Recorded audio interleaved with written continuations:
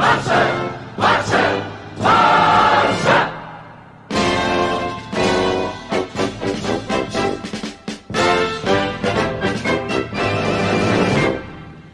guys, welcome to Blind Games United. Welcome to another video. And Barcelona 2, Villarreal 1. And I'm sorry, first of all, for having the video being very late. It wasn't my plans, but I was very busy yesterday after the game, so I didn't have time to record video and edit and stuff like that. I'm doing it now, to be honest, because if I get it, it was a game that had me very annoyed some of the time, most of the time, had me heavily annoyed. I was very, disgusted with some of the decisions that Valverde did during his games. I do give him props for some of the things that he does, but when you have players that are not ready to be starters in this team, that are not fit enough to play as starters, then you can't have them as starters. Like, I'm sorry. I'm all for it to give players from La Masia opportunities and give them continuity. And I'm okay with them. And I'm okay with Young. But if you're going to bench Frenkie de Jong, I'm hoping that you're going to bench him for someone that's better than him, that's giving better performances than him. But without going further ado, let's talk about lineups and then we'll go ahead and discuss the game. Barcelona to start with Marc André ter Stegen in net, Junior Firpo replacing the injured Jordi Alba, Clement Lenglet, Gerard Piqué and completing the back four, Sergio Busquets, Arthur Melo and Sergi Roberto in centre midfield, and the first time that we saw from the start Lionel Messi, Luis Suarez and Antoine Griezmann. For Villarreal we had Sergio Asenjo, a back four of Torres, Raúl Albiol, Peña in the right, Quintilla in the left, a double pivot of Vicente Iborra and Frank Sambo Anguissa, and then you had Cazorla, Ontiveros on the left, Samuel Chukwueze on the right, and then Gerard Moreno as the lone man up top. What do I have to say about this game? I don't know where to start, to be honest. Not all was bad. Like, getting the 3 points is always good, but I don't care about the result, because if you cannot have good play, the result doesn't matter now if we're gonna fail tomorrow. I want to have a result that is consistent, that is reliable over a period of time. And playing like this, likelihood is that you are not gonna win most games playing like this. Because where did our goals come from? A corner where the defender lost Griezmann, kind of very dummy, and he just flicked it into the top corner with a header from a Messi cross. And the second is a really good strike from Arthur Melo, but it is a strike that maybe Asenjo could have done better. And also, if Arthur tries that 10 times, maybe he doesn't score 10 times. Actually, he probably doesn't score most of those shots that he attempts. So, making that our only way of scoring goals, seeing how Villarreal, if they would have done the damage that I was expecting they were going to do to us, we would have been in a lot of trouble. Players like Chukwueze, like Ontiveros, who are really good dribbling and with a lot of speed, could have hurt us a lot yesterday. And in fact, for some periods of the game, they did hurt us a lot yesterday. Barcelona had domination of the game for periods of time, but it was not sustained over the whole game. In fact, I believe the possession was very it must have been something like 50-50, around like 60-40, because there wasn't much difference between Barcelona and Villarreal. It was very dispersed, if I have to be completely honest with you. I don't want anyone criticizing Ter Stegen, or at least I don't think that he's deserved. He kind of wrongly measured the shot, and flew a little bit too much. But again, the shot did have a lot of swirl in it, in my opinion, and I think that it was like, change direction as the ball was moving forward, and it was a hard goal to concede. But again, Ter Stegen, he saves us more times than I can even count, and I wouldn't class this as a clear mistake. So again, no harm done. We won the game, but the likes of Sergi Roberto, I don't know why Sergi Roberto keeps being starting. Like, I don't understand why he's playing in central midfield when you have the likes of Rakitic, Arturo Vidal, Ricky Puig, Frenkie de Jong, Aleñá. When you have that many players ahead of you, how is Sergi Roberto still starting for Barcelona? How is this possible, Valverde? How is this possible? Like, last season it was Rakitic, this season it's Sergi Roberto. Like, come on, man. Like, I'm not saying that Frenkie de Jong has to start every single game, although he should, because every time that he plays, he seems to be getting better, so he probably should be playing every game. But I don't have problems with you playing Sergi Roberto. Just don't play him with Sergio Busquets into the same team, because that's obviously not going to work. Actually, Sergi Roberto shouldn't be playing as a central interior. He should be playing as the pivot, if anything. As a pivot, I think Sergi Roberto actually has really good qualities to be a very good pivot for Barcelona. But as an interior, he just organizationally is not good enough. If I really complain about the likes of Rakitic not being like that much of a creator, Sergi Roberto is even worse at that. His long distribution is not as good as Rakitic, as De Jong, as Aleñá, as Arturo Vidal. Like it's just not. I cannot understand Sergi Roberto keep starting.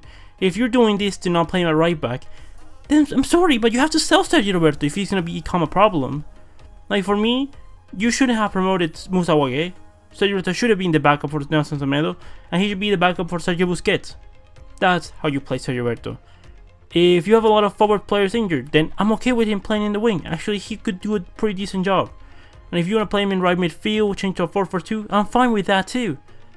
If you have a lot of injuries in center midfield, then yes, go ahead. But when you have options that are playing so much better than Sergi Roberto, you cannot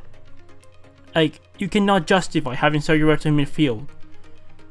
Like, it's having like a one, like, it was light and day once Frenkie de Jong came in. He was superb in this game. When he came in, we could see the difference. Every time that we see Arthur and Frenkie de Jong play together, it's absolutely fantastic. Busquets was alright. Like, again, in the press, it's not, like, I mean, I cannot blame it on Busquets alone, because our pressing starts from the front, and the front players don't seem to know how to press. And this is like, and this goes to my other player that I have to critic here very heavily, Luis Suarez. I don't hate Luis Suarez. Actually, I don't hate Sergi Roberto either. I love both of them. But Suarez is clearly not ready to start for Barcelona. He is not fit enough. And if you're not fit enough, you shouldn't be even on the matchday squad. Nevertheless, start a game. If you are not ready, then start progressively getting into the team by coming from the bench. But if you are not fully fit and you're not able to run and be playing with the amount of concentration and level of intensity that you need to play, you cannot start. It is not a thing. This cannot keep happening. We are playing with 10 the whole first half because we are having Luis Suarez, who wasn't moving around, wasn't pressing, wasn't being focused on the game. Once Dembele came in, you see him like running like a freaking motorcycle, sends a really good cross for Suarez, and a Suarez, okay, I'm gonna give it to him.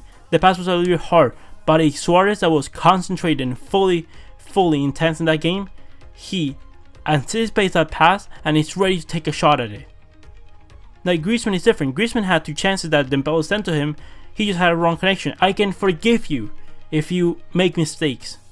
I mean, I would rather you don't and like put those in, but like, I can understand a mistake. But Suarez, you were not in the game yesterday, my friend. You were not in the game.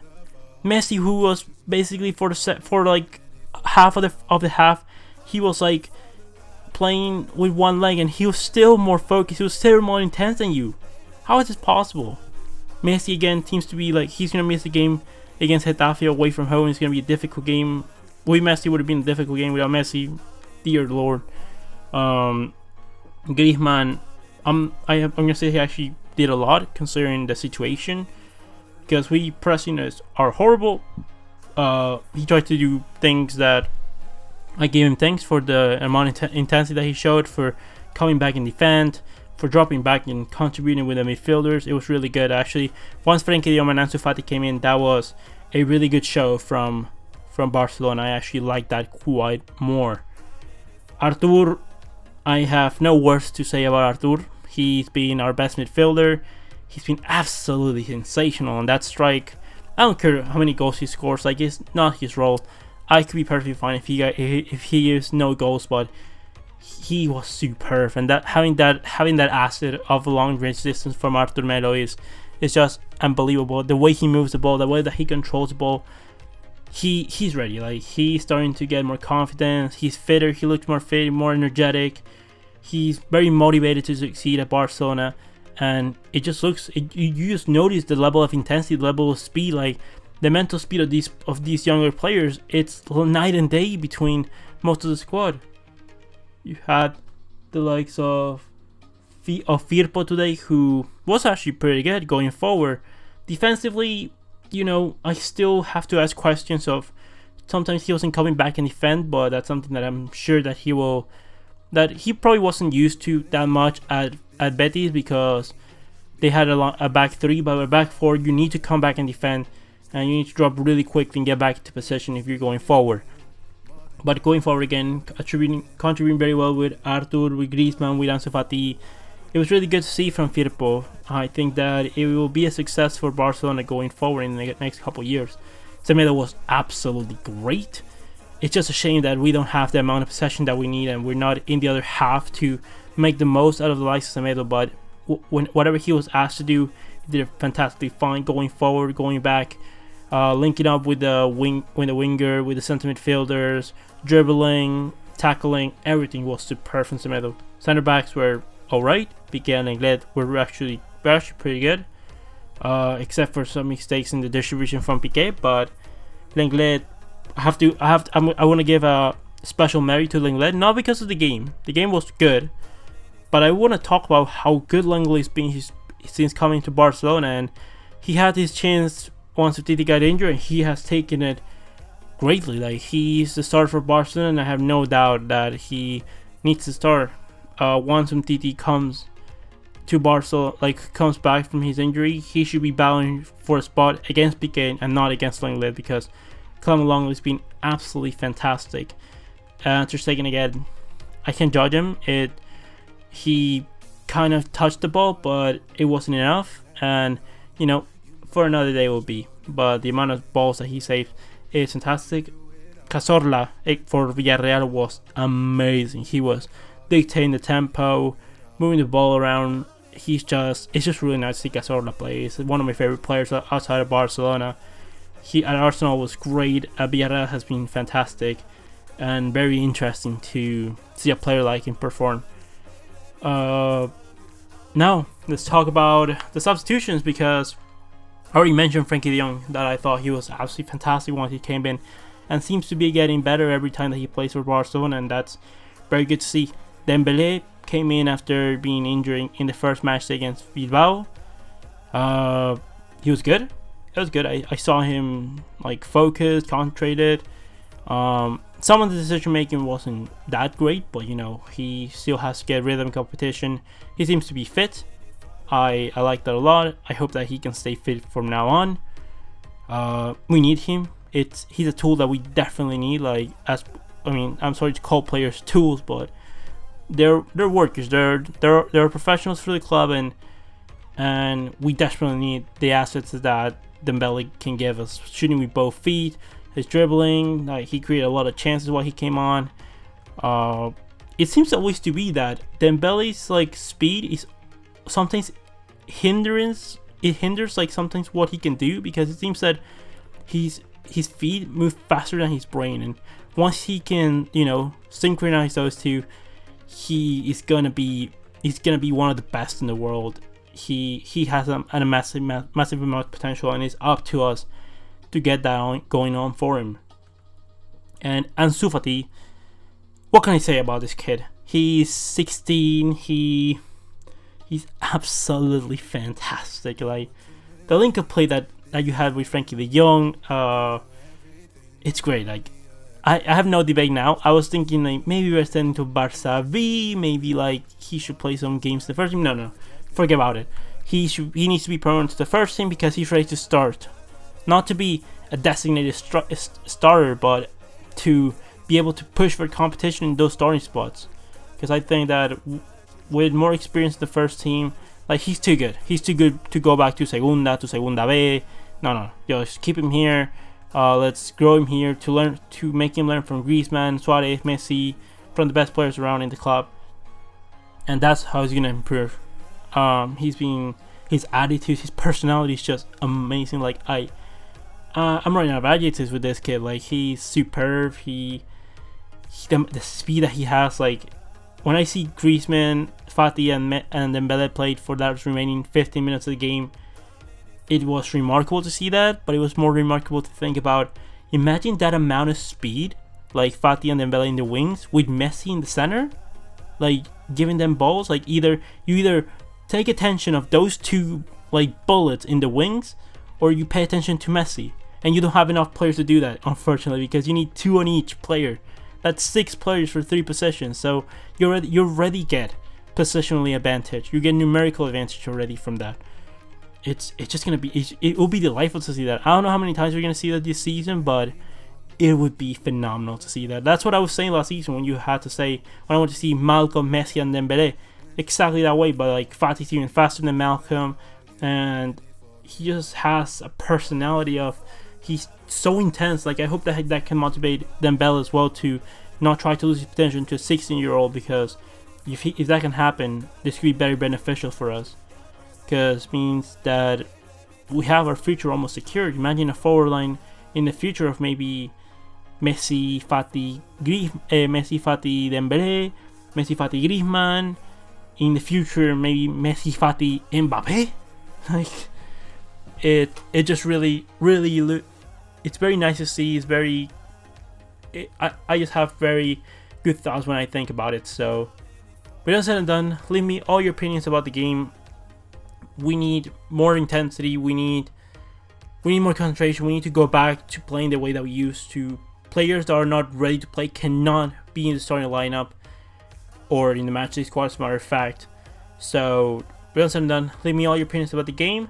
Leave me what are your opinions on the players. And with that said and done, leave me all your opinions in the comment section below. Comment, like, and subscribe. And I'll see you in the next one, Blaugranas.